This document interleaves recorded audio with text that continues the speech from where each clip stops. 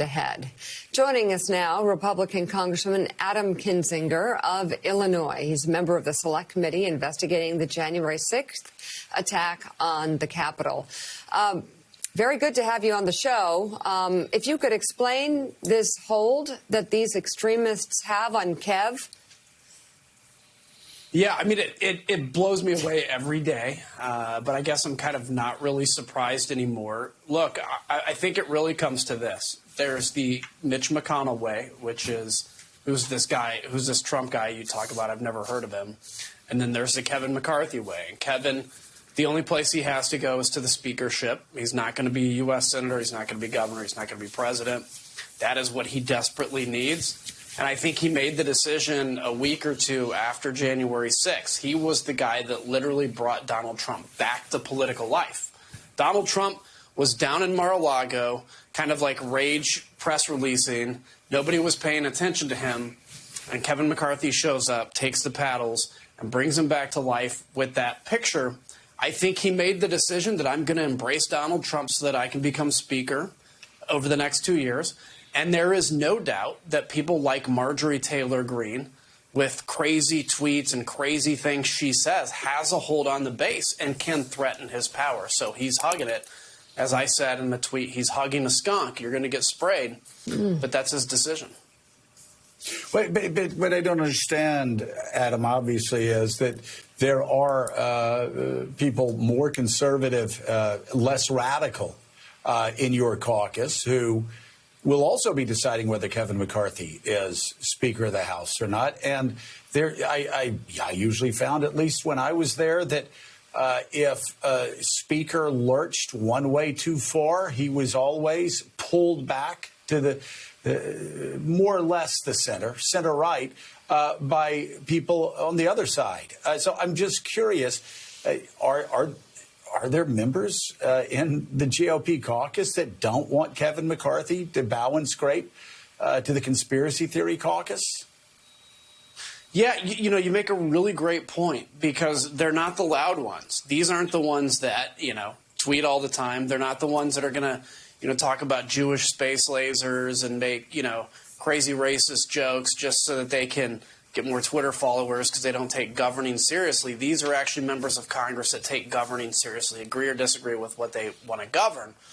I have talked to people that would surprise Kevin McCarthy to know they're upset with him and they have no intention of voting for him in a year. Now, that can change because, as you know, Joe, all the pressure, and then we've got to get to 218 and we have to be a united, party, particularly after we take the majority. But there are people that are very upset with him, and he is only responding to the noisiest people. And I don't understand it. I mean, Kevin McCarthy is smart. Kevin McCarthy knows that if he does happen to win by catering to this, what used to be the exotic element of our party, now it's kind of the mainstream element a little bit, that they're going to not necessarily support him, or he's going to have to continue to beg them for their support. But I guess it is so important for him to win that vote in a year that he'll pay any price. Congressman Kinzinger, good morning. It's Jonathan Lemire. Wanted to switch gears to work, of course, in the January 6th Select Committee.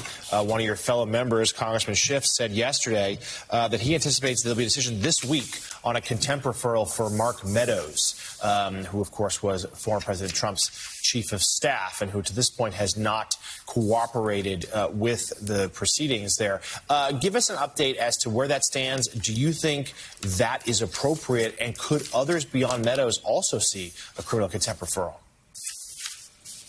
Yeah, look, we are going to pursue this doggedly to the ends of the earth, and I think no matter who if people deny subpoenas, we will go after them.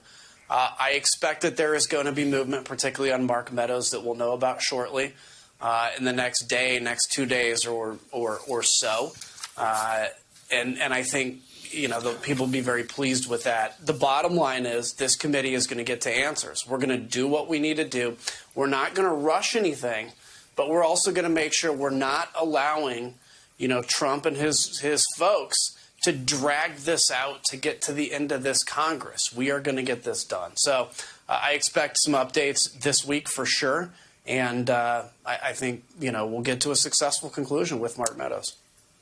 And we have this update on Steve Bannon. The Justice Department is accusing him or his defense team of lodging, quote, frivolous legal complaints in order to cause a public battle with prosecutors as the one-time senior advisor to former President Donald Trump faces charges for criminal contempt of the House January 6th Select Committee.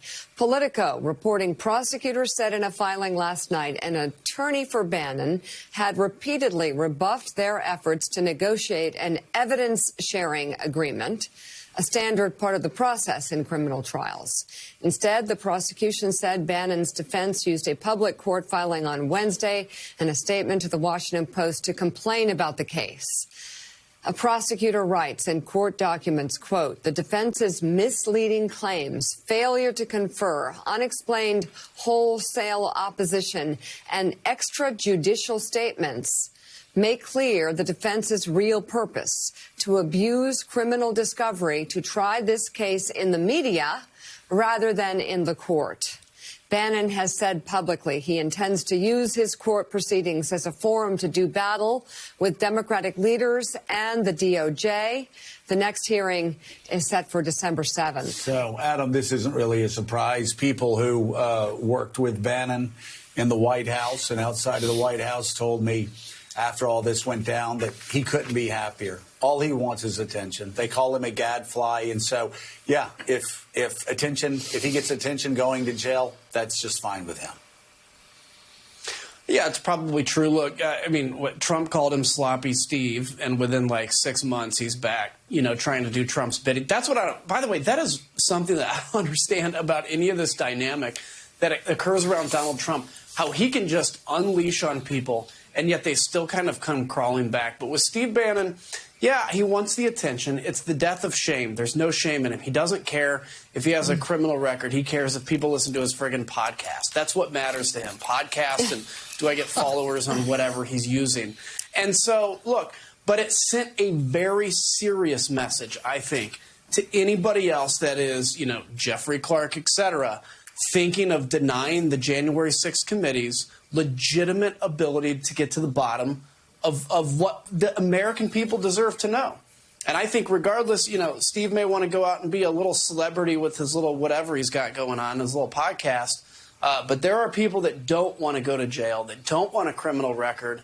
And I think this is a really solid message to him, even if we make an inadvertent hero out of Mr. Podcasty McGee over there. Congressman Adam Kinzinger, thank you very, very much. We appreciate your being on this morning.